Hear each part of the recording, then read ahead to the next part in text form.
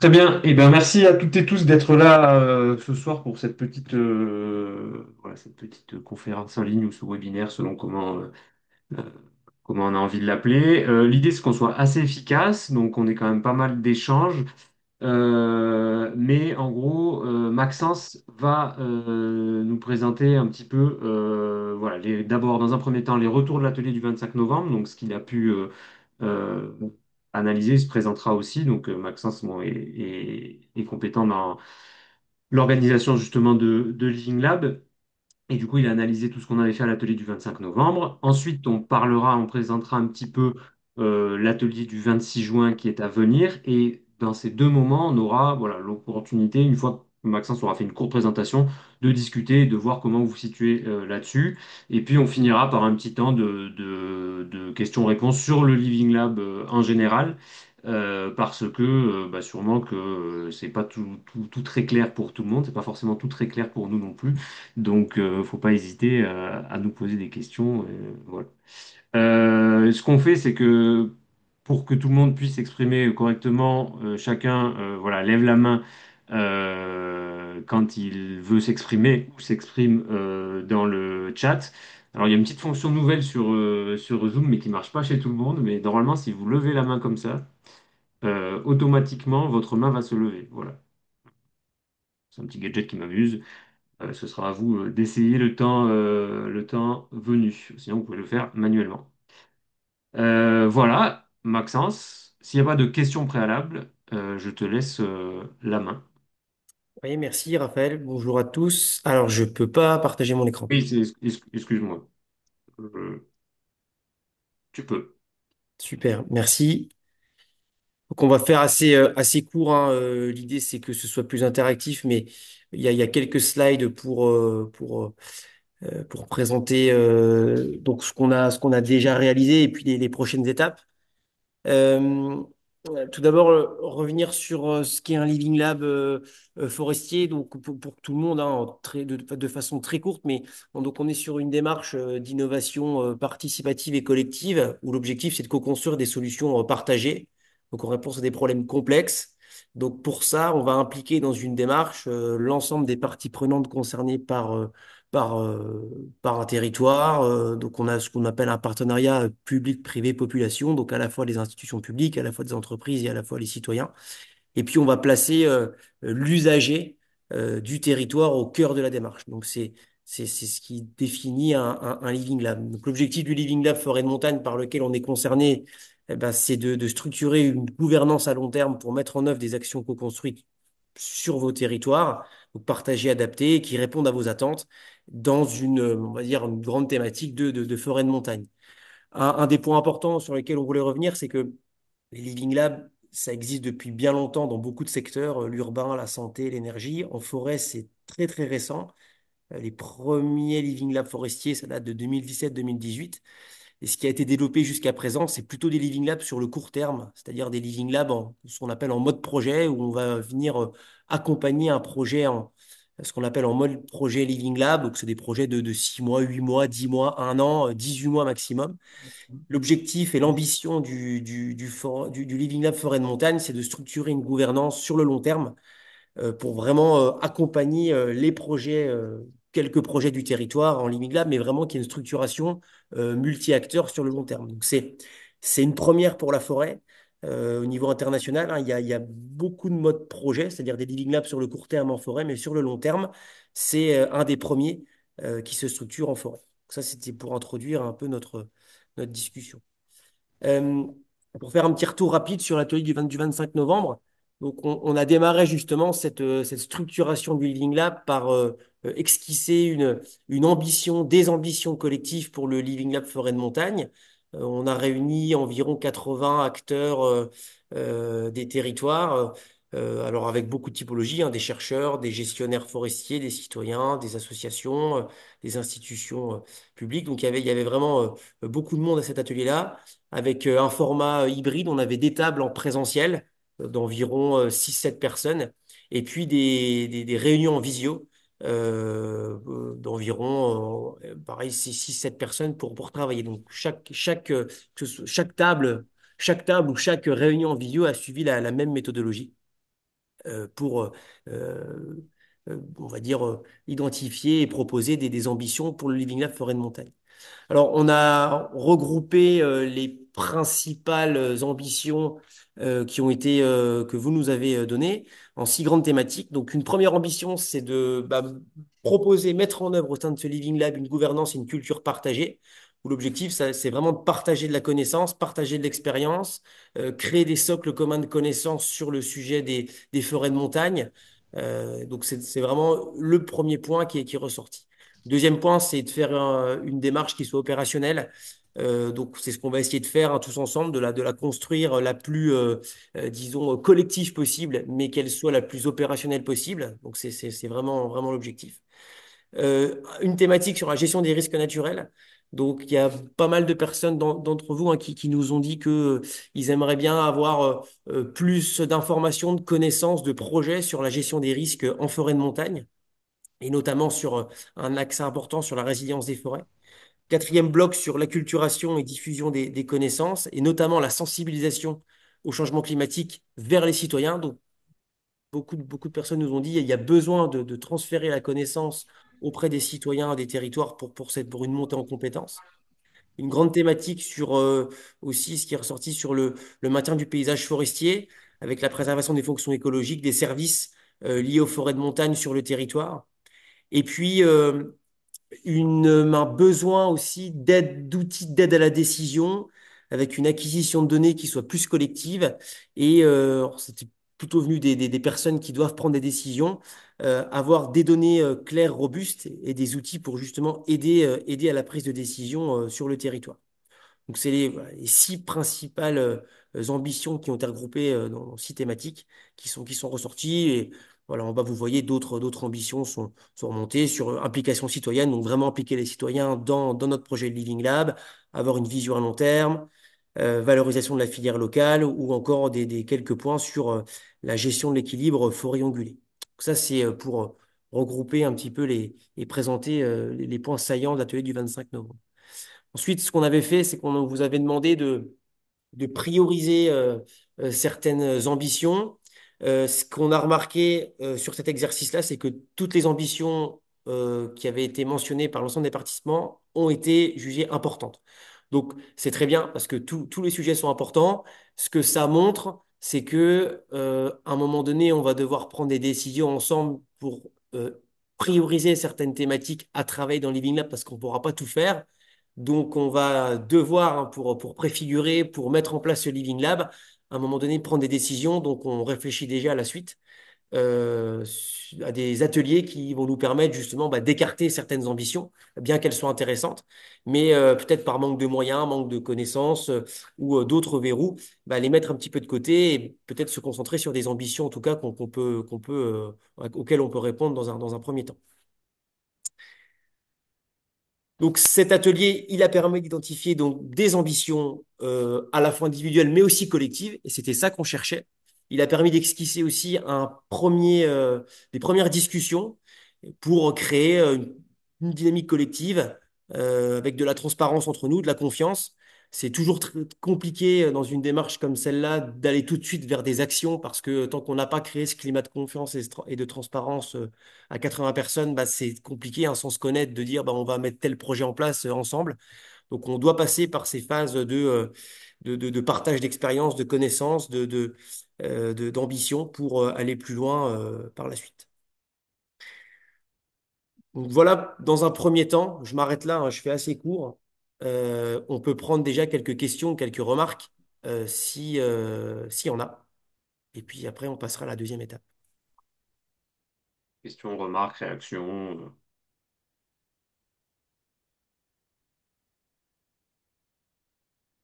Est-ce que vous partagez les ambitions qui sont ressorties de l'atelier? Est-ce que vous les trouvez représentatives ou pas du tout? Ou alors vous avez tout de suite envie de vous tourner vers le futur et on parle du prochain atelier, éventuellement des thématiques qu'on pourra aborder dans cet atelier. Maxence, peut-être si tu peux remettre les ambitions pour qu'on les ait sous les yeux. Merci. Alors, Lucie, hein, sauf erreur de ma part, il y a un compte-rendu qui avait été partagé, non, avec l'ensemble des ambitions, non? Le résumé, oui. Le résumé, ouais, c'est ça. Parce que là, c'est une synthèse, hein, donc Pas de questions, donc je suppose qu'on passe c'est à la la suite. suite. À part si Maxence, tu veux creuser certains points. Bon, écoute, je vais passer à la suite, puis peut-être que ça va générer d'autres remarques. Très bien. Je vais passer à la suite. Donc, de ce premier atelier, hein, ce qu'on propose à l'atelier donc du 26 juin, c'est d'aller un cran plus loin. C'est qu'on a identifié des ambitions, donc c'est-à-dire ce qu'on souhaitait faire dans Living Lab Forêt de Montagne, hein, nos ambitions collectives pour ce projet Living Lab Forêt de Montagne. Maintenant, on va essayer de transformer les ambitions en thématiques de travail. Donc, on va aller encore un cran plus loin vers l'opérationnel, où chaque ambition va être travaillée, va être déclinée en thématiques. Donc, on va proposer d'approfondir ces ambitions d'un point de vue plus opérationnel. Alors, est-ce que c'est des questions de recherche pour les chercheurs? Est-ce que c'est des projets multi-parties prenantes qui peuvent être mis en œuvre? Qui s'approprie quelle ambition, quelle thématique? Donc, on va vraiment aller un cran plus loin dans le prochain atelier. Donc ça, c'est l'étape 1. Et l'étape 2, on va commencer à travailler sur des premiers projets pour encore accentuer l'opérationnalité du Living Lab, parce que c'était un besoin, une attente de votre part, hein, de nous dire on veut bien s'impliquer dans un Living Lab, mais derrière, on veut des résultats. Donc, on a un petit peu modifié l'atelier du 26. Et donc, la deuxième étape, c'est bien de commencer à réfléchir à des projets communs basé sur les ambitions qui seront déclinées en thématiques. Et puis, on s'arrêtera là dans un premier temps pour le 26, parce que ce sera déjà pas mal, où on esquissera quelques premiers projets, quelques idées de premiers projets. On pourra discuter après des thématiques. Ce que je peux dire aussi, peut-être pour terminer, parce que ça permettra aussi peut-être de déclencher des, des discussions. Encore une fois, toujours dans cette idée d'être plus opérationnel, ce qu'on a prévu avec le comité alors on va dire le comité un peu de porteurs de Sylvina Forêt de Montagne, c'est qu'après cet atelier de 26 juin, on aura des premiers projets esquissés sur des thématiques priorisées. On aura un atelier 3 qui sera dédié à l'identification des besoins des acteurs, donc de vos besoins. C'est-à-dire, est-ce que vous avez des besoins particuliers pour développer les projets qu'on aura commencé à esquisser le 26 juin? Et puis commencer à spatialiser les projets sur le territoire. Est-ce que c'est des projets à l'échelle du territoire complet? Est-ce que c'est uniquement des zones qui sont concernées? Ça, ce sera l'atelier de fin d'automne, hein, à peu près. Premier semestre 2026, là, on ira vraiment au cran très opérationnel de la co-construction des projets et des actions, donc qui se baseront sur les ambitions, les thématiques, vos besoins et la spatialisation des projets. Donc là, premier semestre 2026, on est vraiment dans la génération d'idées, la création d'idées, d'actions, on va encore aller un cran plus loin dans les projets, tous ensemble. Et puis, on a pour objectif que deuxième semestre 2026, eh ben, on débute la mise en œuvre des projets, des actions avec bah, tout ce qu'il faudra, qui porte, quels sont les partenaires, une recherche de financement si besoin. Donc, on va dire qu'on va rentrer dans la phase début des projets en deuxième semestre 2026. En tout cas, c'est l'objectif. Voilà, moi, c'était assez court, hein, comme c'est un webinaire, mais je m'arrête là. Je fais quelques slides, mais ça permet de lancer les échanges.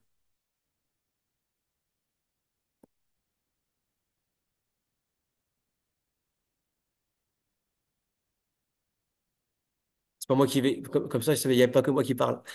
Ouais. Est-ce que vous avez des questions ou pas, des réactions, que ce soit sur la présentation ou sur autre chose?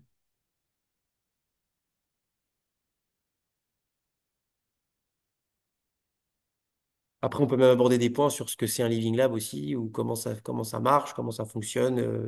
Enfin, voilà, et il y a toute question est possible.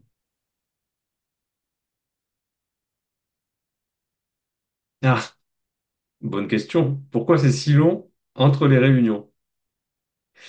Euh, qui veut Ouais. répondre de nous trois?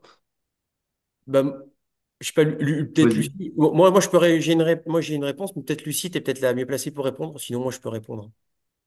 Bah, commencez, je compléterai. D'accord.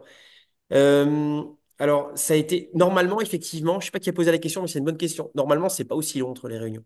Dans tous les Living Labs, on est sur une fréquence d'environ un atelier par mois, un atelier tous les 2 mois, à peu près, hein, dans les Living Labs qu'on mène ailleurs.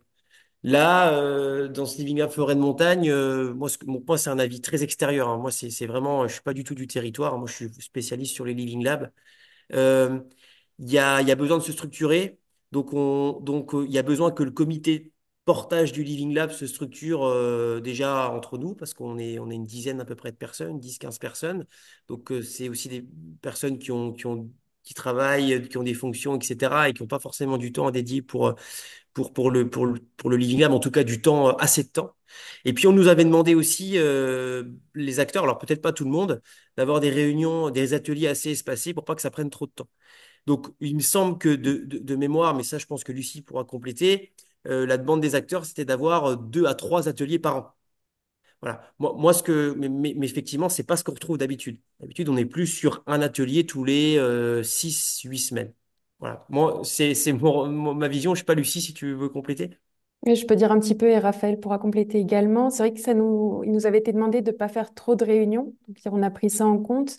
Et les réunions, ça nous semble important de toujours faire un format présentiel et visioconférence. Donc, ça demande de l'organisation. Aussi, on a fait à Grenoble et à Briançon pour équilibrer sur les territoires.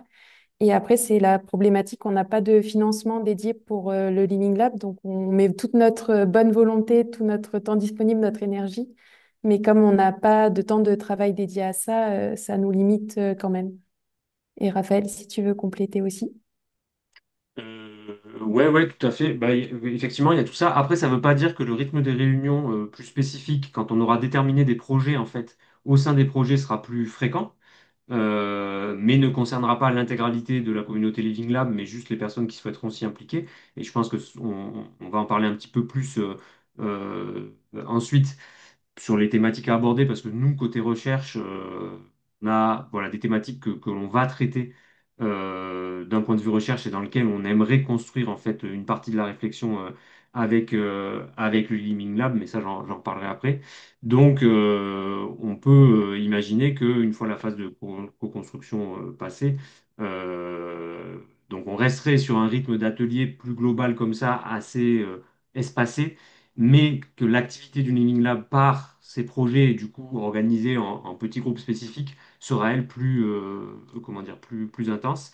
Et ensuite, sur ce que tu disais, Lucie, c'est vrai que sur la coordination et l'animation, pour l'instant, on n'a personne de dédié officiellement, si ce n'est voilà, nous, qui prenons du temps sur nos différents de- activités professionnelles. Mais, et peut-être que je peux te laisser le dire, Maxence, mais il y a un tiers, c'est ça, un tiers, j'allais dire un tiers-temps d'une personne qui devrait être mis à disposition par le PEPR Forest pour coordonner un petit peu la démarche Living Lab. Oui, oui, oui, oui, oui, bien sûr. Oui. On aura une personne à un tiers de son temps qui viendra en renfort à partir d'octobre, novembre, à partir de l'automne, quoi. Voilà, effectivement. Donc ça va nous donner un petit peu plus voilà, un petit peu plus de temps, de moyens pour peut-être pour accélérer. Mais par contre, tu as raison, Raphaël, c'est une bonne. J'avais oublié une bonne remarque.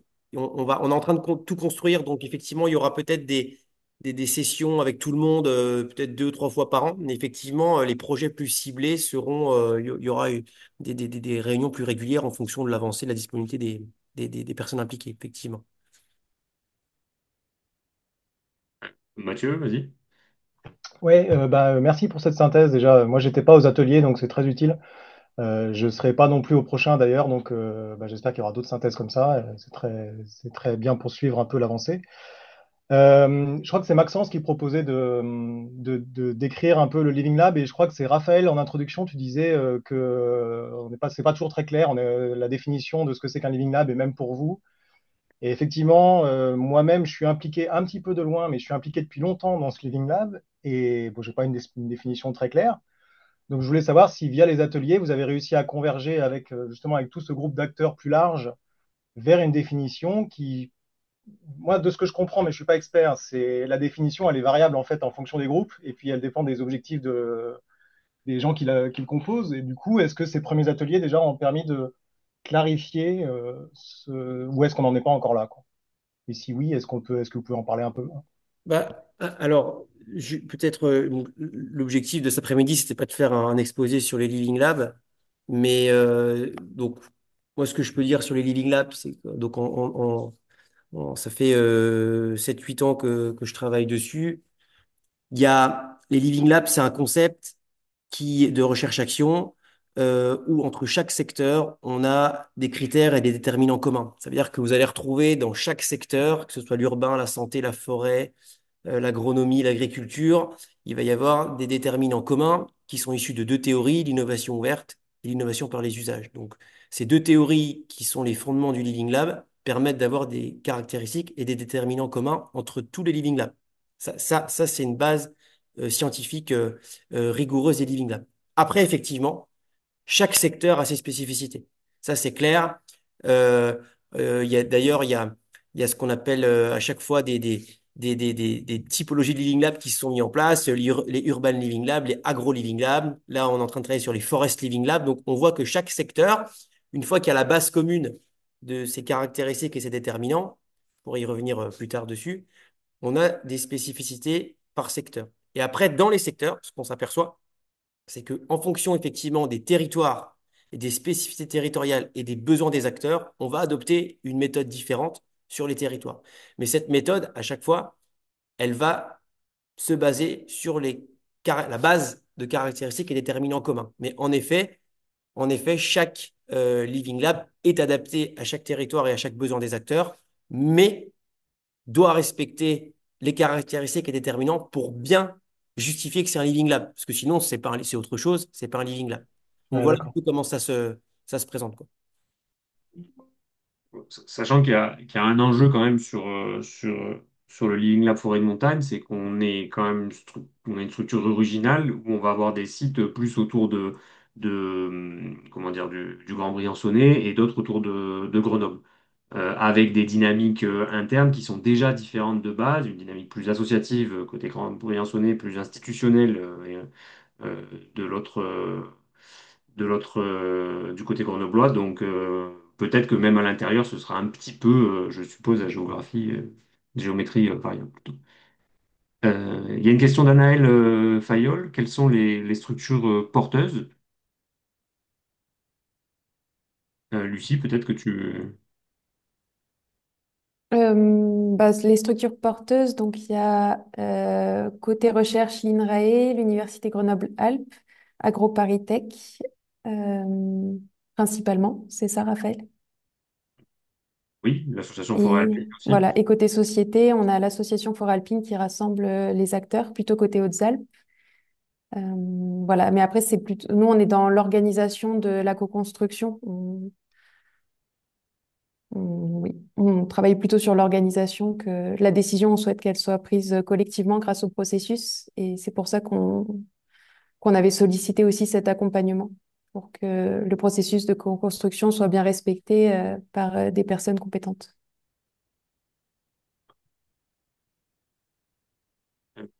J'ai cru voir que Marion lui a essayé de lever la main, peut-être. Regardez si ça marchait, mais ça n'a pas l'air. Ah ouais? Ouais, mais on a essayé hier, ça marche pas tout le temps. Et puis, il faut laisser la main quand même haute assez longtemps pour que ça valide. D'accord. Non, non, bah du coup, ça a répondu en partie à ma question parce que finalement, je trouve qu'on est beaucoup de. Enfin, j'ai vu, il y a aussi des collègues de Grenoble-Alpes Métropole et voilà. Donc, enfin, je trouve que sur les thématiques qui ont été ciblées, bah, c'est pas nouveau, hein, puisque c'est des thématiques auxquelles on est confronté, voilà. Et justement, ce qui, moi, m'intéresse, c'est de pouvoir les aborder différemment parce qu'on se heurte toujours. Et le fait que ça soit l'objectif de mettre les usagers de la forêt au cœur du processus de discussion, ça clairement, on n'arrive pas, enfin, on ne sait pas le faire. Donc, le Living Lab, pour moi, c'est justement ouvrir là-dessus et avoir cette gouvernance différente. Et pour l'instant, c'est pas très palpable, mais aussi peut-être parce que, ouais, mais Mais Lucie, du coup, a répondu en partie. Et puis, voilà, donc c'est un peu compliqué de réagir à ce stade, mais je pense que sur le prochain atelier, ça sera plus concret.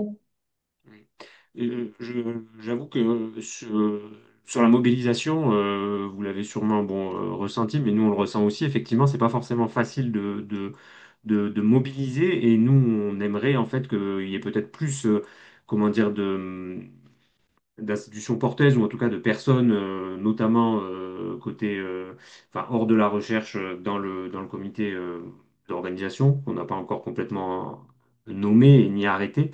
Mais du coup, on se demande, parce qu'on a quand même eu certains retours, que est-ce qu'il faut axer d'abord sur une construction collégiale? Mais en fait, c'est difficile de mobiliser les gens quand il n'y a pas de sujet thématique, notamment quand on est sur des personnes en fait qui sont, voilà, hein, on est beaucoup parmi nous sont en posture professionnelle en fait, et on peut pas justifier d'assister à des réunions à droite à gauche s'il n'y a pas un objectif derrière. Mais du coup, on veut pas non plus, enfin, mettre trop en avant tout de suite des thématiques pour aller à l'encontre de la co-construction. Donc on est un peu entre ce jeu-là, et c'est important qu'on puisse avoir vos retours là-dessus pour qu'on se positionne au mieux possible et qu'on puisse embarquer le plus rapidement possible plus de monde. Je sais pas si ça peut enfin si ça vous fait réagir ce que je dis.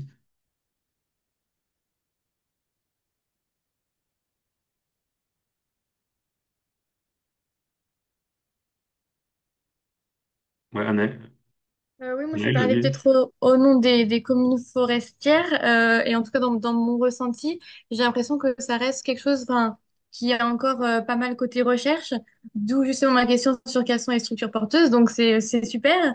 Et en même temps, du coup, pour moi, ça reste assez un milieu que je connais pas. Donc, c'est vrai que le lien recherche-acteur, bah, il est encore à créer. Bah, c'est normal, c'est assez récent. Et après, c'est à voir, nous, à l'échelle des communes forestières, si on peut dégager un petit peu de temps. On a plusieurs lignes de financement sur des choses, on va dire, de rassemblement d'acteurs. Donc, c'est à voir avec la structure régionale, du coup, sur ça. Mais ça peut être envisageable, en tout cas. Ok, bah, vous êtes bienvenus. Toutes les bonnes volontés sont bienvenues. On le note et on le garde en tête, on n'oublie pas.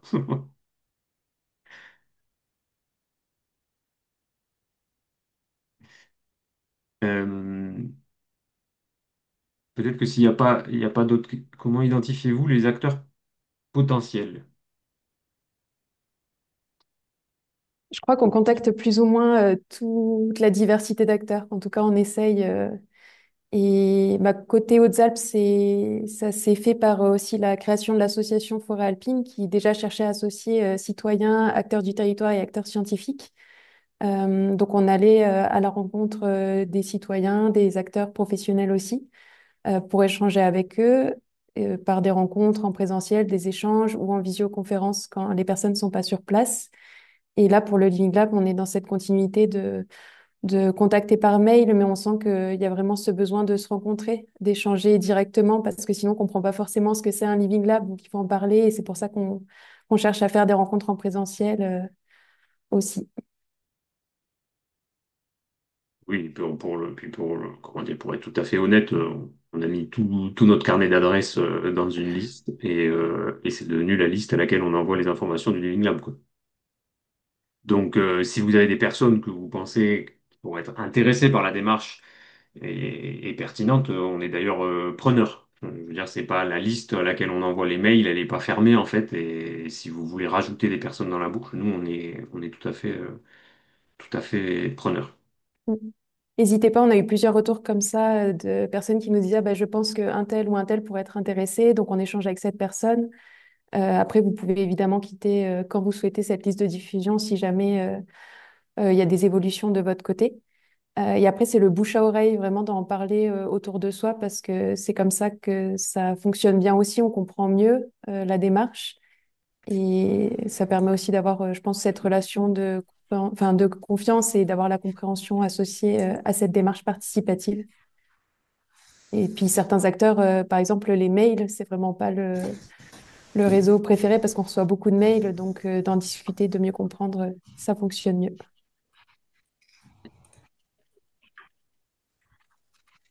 Ouais, Alexandre, oui. Ouais, bonjour. Je voulais revenir sur ce que disait Marion et sur la dimension citoyenne. Euh, je m'interrogeais en fait sur le périmètre parce que enfin, le périmètre, enfin, oui, le périmètre de cette implication citoyenne. Le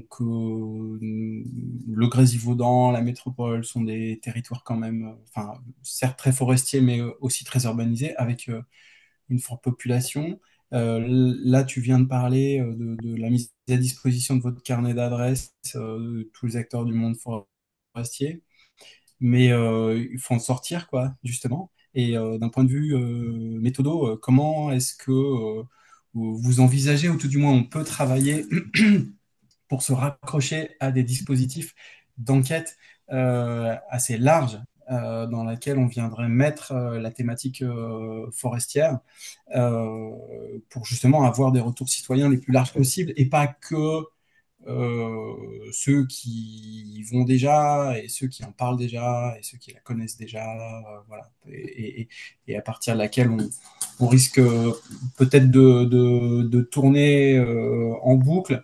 Et j'y verrais aussi un autre intérêt qui serait ben, peut-être par soit un effet de masse, soit justement des vecteurs de sollicitation citoyenne un peu macro qui nous permettraient peut-être de dépasser certains collectifs ou certains propos enfin en tout cas moi c'est ce que je ressens, ce que j'entends, ce que j'ai encore entendu hier soir en Beldon en tout cas, enfin je sais pas si Marion, je sais pas si Sophie t'en en a parlé, mais en gros des gens qui veulent plus personne en fait, qui veulent plus personne en forêt, qui veulent plus personne en montagne, parce que la montagne est à eux, parce qu'elle est trop fréquentée, parce qu'elle est trop étudiée, parce qu'elle est trop analysée, parce qu'elle est trop ci, trop ça. Donc moi, je constate malheureusement, mais c'est un peu ce qu'on voit à des échelles plus larges, malheureusement aussi, mais un effet assez nauséabond en fait d'enfermement ou de renfermement en fait, euh, que ce soit sur des principes de propriété privée, sans revenir sur des exemples que vous connaissez, mais aussi pour, je sais pas, d'autres logiques. Avec des ressorts assez étranges, que ça tient de la remise en cause de la science, des autorités, du climato-sceptisme, de tout ce qu'on veut. Euh, et du coup, c'est très difficile en fait de faire valoir des points de vue plus globaux, transversaux, laisser la parole aux citoyens, dire que c'est pas parce qu'on n'habite pas en forêt, qu'on connaît pas la forêt, qu'on n'a pas le droit de parler sur la forêt, ou donner son avis sur la forêt. Euh, enfin, sans vouloir être trop brouillon et puis me perdre moi-même, mais je veux dire, si un des intérêts du Living Lab, c'est vraiment de mettre en jeu euh, la question de la forêt et de son avenir dans un contexte de changement climatique, euh, euh, comment, au prisme d'un avis citoyen, et ce envers quoi je suis évidemment tout à fait favorable, sinon on ne serait pas là. Je pense qu'il faut vraiment imaginer des dispositifs, je sais pas, enfin ouais, vraiment larges pour solliciter l'avis citoyen. Et est-ce que vous l'avez envisagé? Enfin, et je termine en disant nous on travaille aussi beaucoup avec GEM, enfin l'école de management qui a mis en place dans le cadre de la chaire Territoire en transition, qui a identifié un panel de citoyens de plusieurs milliers de personnes sur l'agglomération qui sollicitent régulièrement sur différents sujets.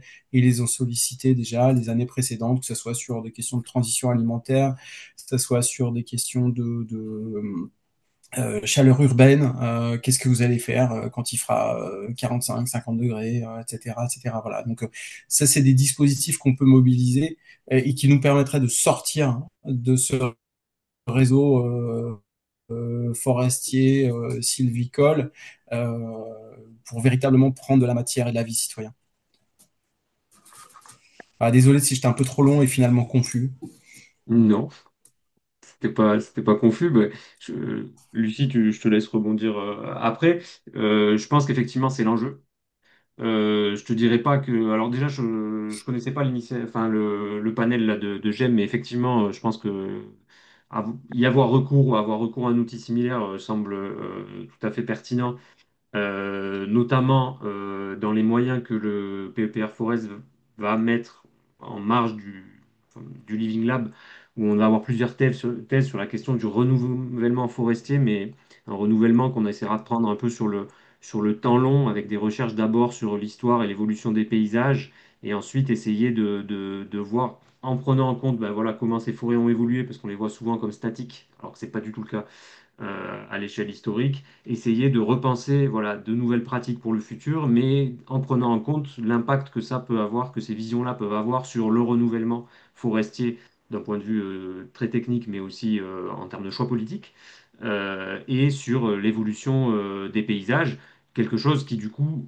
comment dire, est le problème, entre guillemets, des personnes qui habitent dans les massifs forestiers ou qui en sont très proches et qui en sont liés, mais qui est aussi le problème en fait des personnes qui vivent en vallée et qui ont une pratique plus récréative de la forêt ou en tout cas un petit peu moins fréquente.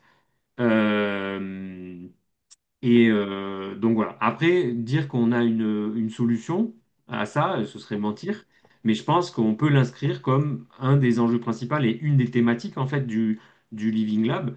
On n'est pas obligé d'être dans des thématiques en fait de fond. On peut aussi être sur des thématiques un peu techniques parce que ça c'est une question technique en fait. C'est comment on fait pour toucher du monde. Alors, je sais Mm. que les Living Lab forestiers, notamment certains sur lesquels Maxence a travaillé, alors il a dû nous quitter parce qu'il avait un train à prendre, ont réussi à avoir dans des communes rurales des taux de mobilisation assez importants pour la rédaction de chartes forestières, de choses comme ça. Donc il y a des outils. Donc bon, après, je peux pas, je les connais pas plus que ça, je ne suis pas spécialiste du Living Lab. Donc il faudra mobiliser ça. Mais je pense que enfin, je sais pas ce que tu en penses, Lucie, mais on peut peut-être d'ores et déjà, dans les thématiques de l'atelier suivant, avoir une réflexion sur ce sujet-là et peut-être mobiliser des collègues chercheurs qu'on trouverait dans nos réseaux ou peut-être ailleurs en France, spécialistes de la thématique, parce que pour ça, pour le coup, faire venir des gens qui auraient des compétences là-dessus, je pense que ça peut être une des utilités du Living Lab pour alimenter les débats de notre communauté, quoi. Oui, et nous, c'est vraiment la démarche qu'on a avec l'association Forêt Alpine. Et voilà, voir comment développer. Peut-être que je laisse Marion qui souhaitait rebondir juste avant. Non, mais c'est juste une réflexion. C'est vrai qu'Alexandre a parlé de Beldon. En Beldon, ça commence vraiment à cristalliser parce que, alors, on arrive après la Haute-Savoie et la Savoie, hein, et le Grand Est, on va dire. Mais là, ça frappe vraiment le territoire et ça frappe, bah, du coup, changement de paysage et de voir à la fois toutes les taches brunes d'épicéa et à la fois toutes les coupes rases là qui se multiplient, ça frappe les consciences. Donc nous, on commence à être vraiment interpellés par un peu partout. Alors il y a de l'enfermement, oui, les propriétaires privés, enfin en fait ça se cloisonne et de plus en plus. Et on est assez démunis, donc et on a de plus en plus d'interpellations de citoyens, donc qui parlent de déforestation, qui comprennent pas. Donc pour l'instant on apporte de l'information et c'est vrai qu'on est toujours dans un registre un peu de sachant qui va donner de l'information aux usagers et c'était sortir aussi de ça.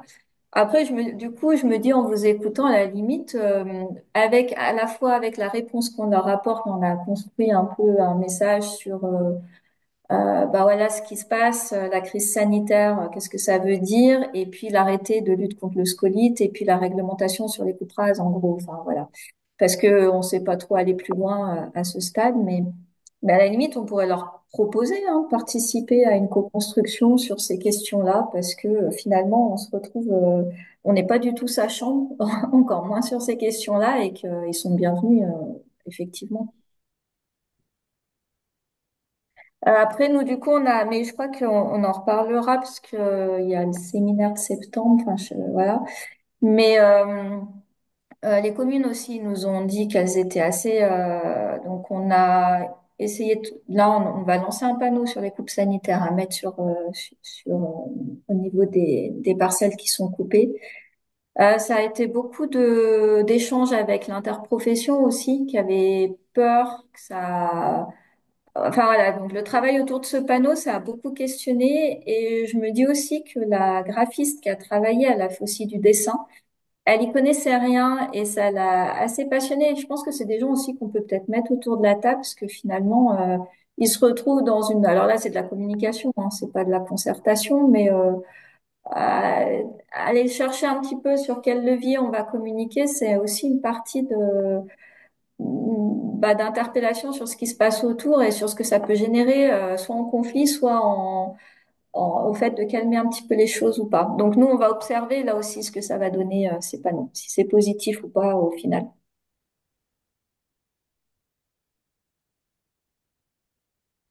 Je pense que Oui. Vas-y. Beldon serait un beau terrain de travail. Enfin, on le sent depuis un moment, mais après, à voir si ça s'y prête et si on décide de le faire. Mais je pense que ça fera un bon terrain.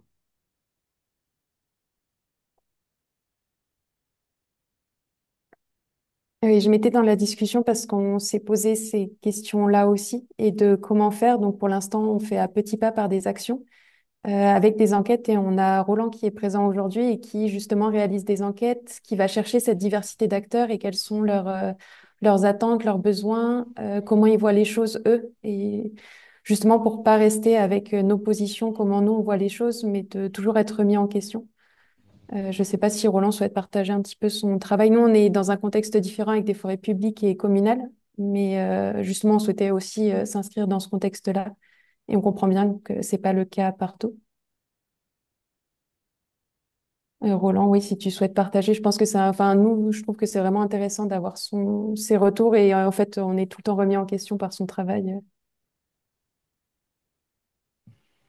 Alors, je ne sais pas si mon micro fonctionne bien, mais oui, oui, en fait, effectivement, donc j'interroge des personnes sur deux communes, donc d'horizons divers et aux métiers différents, ont tous des perceptions de la forêt assez divergentes. Et puis, effectivement, ça permet de sortir de cette vision un peu des sachants qui apporteraient de l'information sur la forêt, par exemple, ou sur la gestion de la forêt, pour aller chercher un petit peu les besoins, les attentes des personnes. Donc, et puis qui découle aussi d'une vision un petit peu différente. On n'a pas tous la même idée de ce que c'est de préserver la forêt, de ce qui est le mieux pour la forêt aussi. Ça, c'est quelque chose que j'observe un petit peu. Donc, euh, et puis, ça dépend des spécificités du territoire aussi. Donc, en fonction des communes, ça rejoint un peu la question du territoire qu'on vise. Avec le Living Lab, moi, je suis pas sûr d'avoir exactement compris par rapport au projet qui pourrait être mené, à quelle échelle il pourrait être appliqué, parce que donc il y a cette question d'échelle aussi on recueille de la donnée sur des territoires qui sont peut-être petits ou qui concernent un certain espace. Et donc voilà, ma question c'est ça, c'est à quelle échelle les éventuels projets pourraient être appliqués. Je ne sais pas, Raphaël, si tu veux Bah, répondre ou en fait, je pense qu'on. c'est assez, ça peut être assez variable. Les enjeux derrière l'échelle, en fait, c'est bon, quelle est la problématique? Donc, en fonction de la problématique, on ne va pas traiter à la même échelle. Et quels sont les moyens? Parce que souvent, ce qui limite l'échelle, c'est les moyens. On aurait envie de travailler sur tout le territoire alpin, mais il nous faudrait des armées de gens. Nous, les discussions qu'on a déjà eues, alors, du coup, pas directement dans le Living Lab, mais en tout cas sur ce que le programme de recherche PEPR Forest, donc il y a un programme de recherche national pour ceux qui ne le connaîtraient pas, qui est financé par l'État et voilà, qui finance toute la recherche sur les forêts. Sur les thèses et notamment et les stages qui sont mis dans le, comment dire, enfin, qui vont être mis sur la région et notamment la région grenobloise et qui vont alimenter le Living Lab. Et ben, il y a certains sujets, par exemple, en ce moment, on travaille sur l'impact des plantations forestières anciennes, donc de 100, 150 ans sur la biodiversité. Là, on a pris un territoire ISER. Mais en même temps, sur des sujets, par exemple, de renouvellement forestier ou d'historique forestier, on a des ressources où c'est par exemple un doctorant qui va comparer trois territoires. Ben là, on est obligé de réduire à l'échelle de 2, 3, 4 communes, quoi. Donc je pense que c'est assez variable. Et ensuite, il faudra voir bah, sur quel sujet sur les autres thématiques sur lesquelles on veut travailler. Par exemple, ce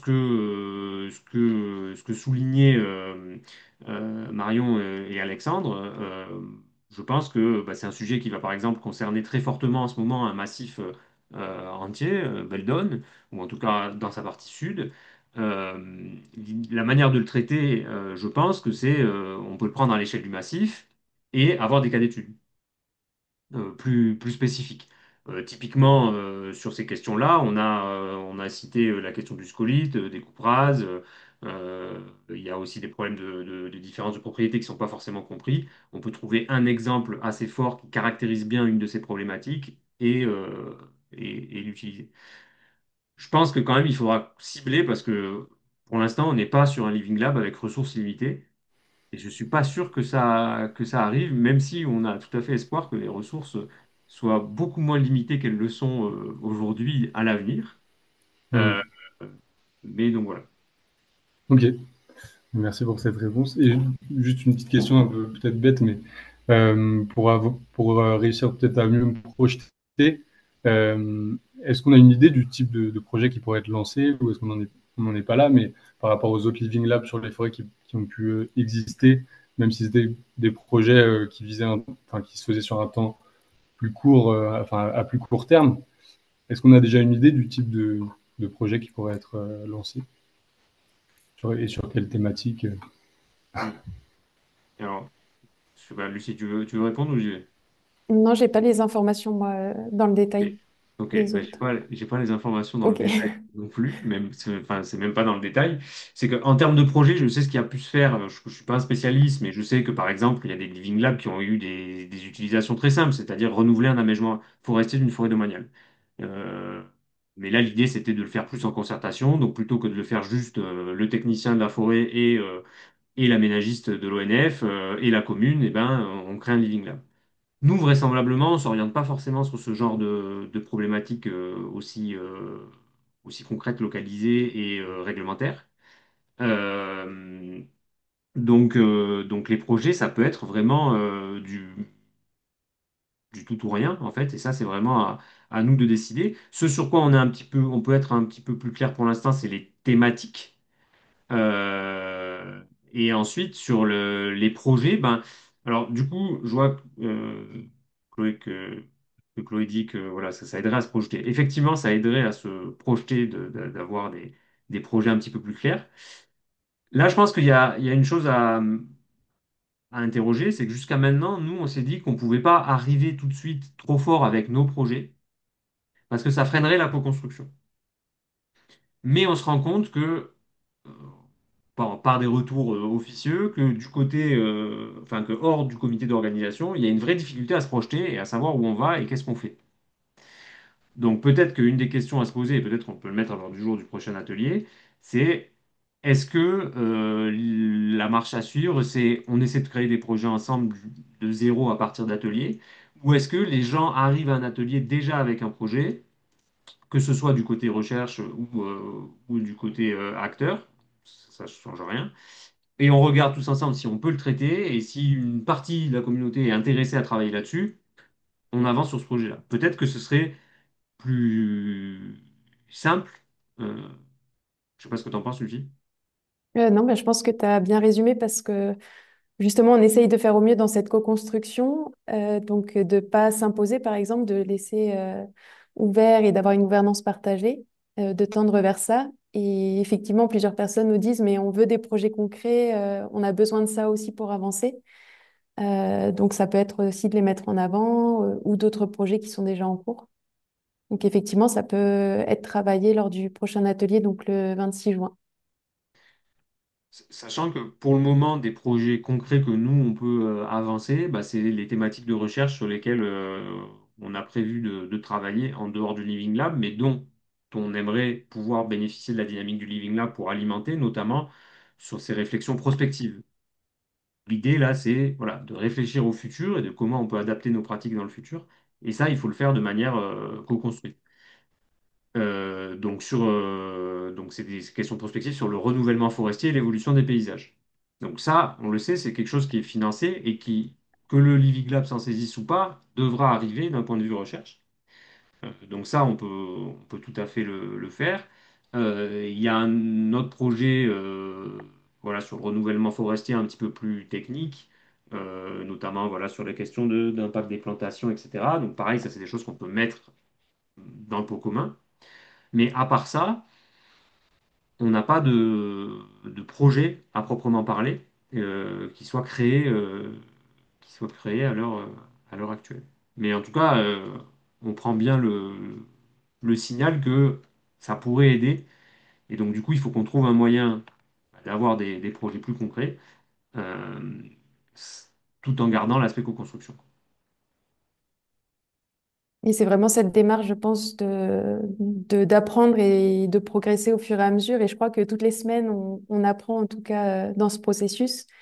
Et c'est ce qui le rend aussi passionnant. Ça peut sembler compliqué, mais ça nous permet d'échanger aussi entre acteurs du territoire, citoyens et acteurs scientifiques. Et enfin, je vois dans des échanges, on progresse aussi dans cette démarche. Sur, bah, par exemple, là, l'organisation de l'atelier qui va avoir lieu le 26 juin. On organise ça avec des scientifiques et des personnes plutôt qui représentent la société. Et par nos échanges, comment est-ce qu'on construit l'atelier? Déjà, on voit qu'on ne se comprend pas forcément. Donc, comment est-ce qu'on s'adapte pour mieux se comprendre et comment est-ce qu'on s'adapte pour travailler ensemble aussi? Et j'ai remis dans la discussion les objectifs que Maxence avait présentés pour le 26 juin. Et ce sera, ben, enfin, c'est d'autant mieux qu'on ait fait cette conférence en ligne en amont parce que ça permet aussi d'avoir ces éléments à appuyer.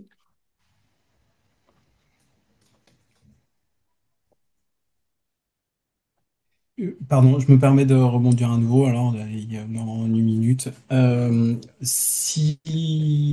Alors, je m'avance peut-être un petit peu, mais je reviens sur ce que je disais tout à l'heure. C'est vrai que s'il y avait, que ce soit sur Beldon ou sur d'autres forêts périmétropolitaines grenobloises, on va dire, mais sur, comme tu le disais, Raphaël, cette thématique forêt, renouvellement, transition et paysage, voilà, au prisme d'un avis citoyen, nous, ça nous intéresserait grandement, puisque on a une politique forêt filière bois, dans laquelle il y a un objectif, ou tout du moins on a écrit quelque part, comme tout le monde le fait maintenant, il faut que ça soit en concertation, etc., machin. Mais en fait, euh,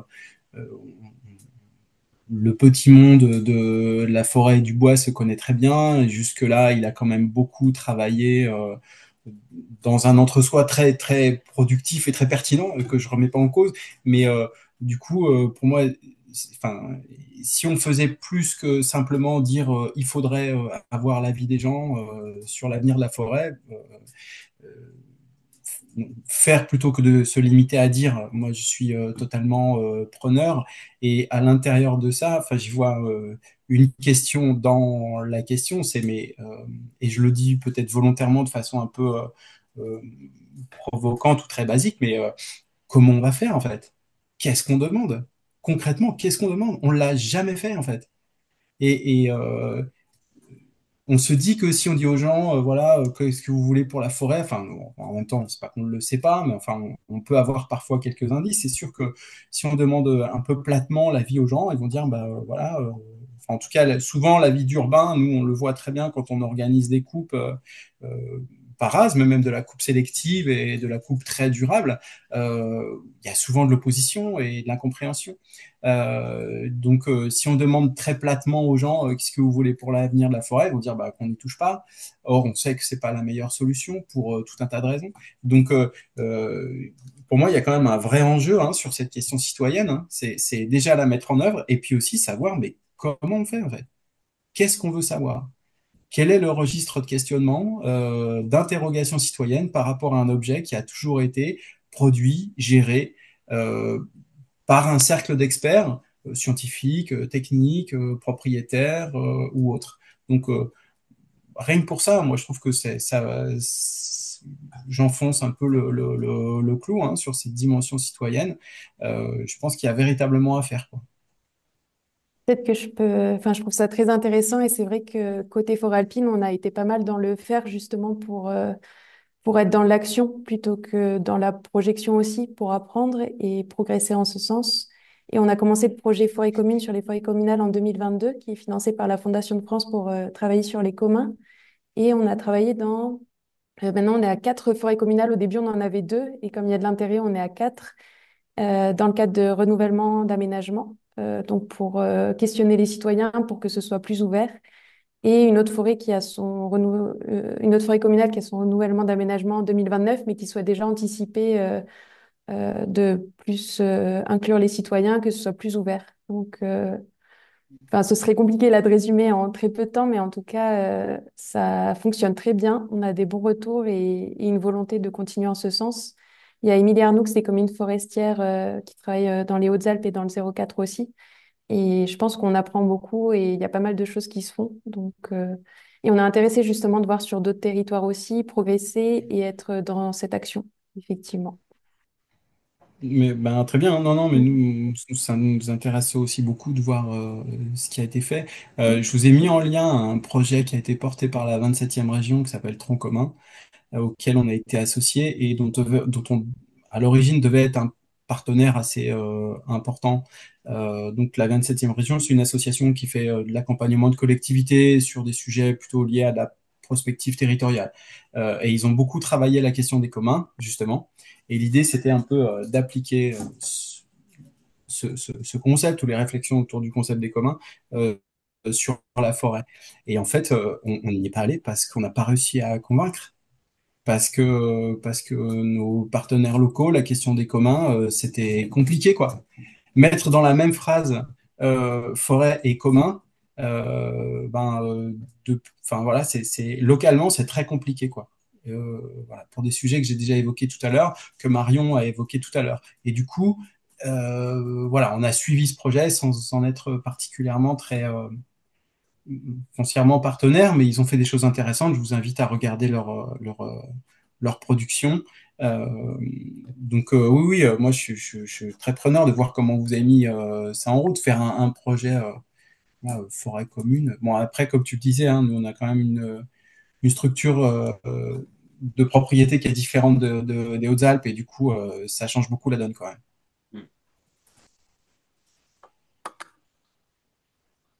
Mm. Émilie? Oui, bonjour à toutes. Du coup, Émilie Arnaud, est commune forestière et je rebondis sur ce que vient de présenter donc Lucie. Donc nous, on est partenaire euh, du coup de Forêt Alpine sur la mise en œuvre du projet Forêt commune et c'est vrai que aujourd'hui, alors par rapport à l'appropriation de la forêt comme un commun, on sent aussi que c'est quelque chose qui est pas forcément toujours évident pour la population. Par contre, ce qui se ressent, c'est à la fois le besoin des élus de trouver des réponses et aussi de légitimer un petit peu leur action.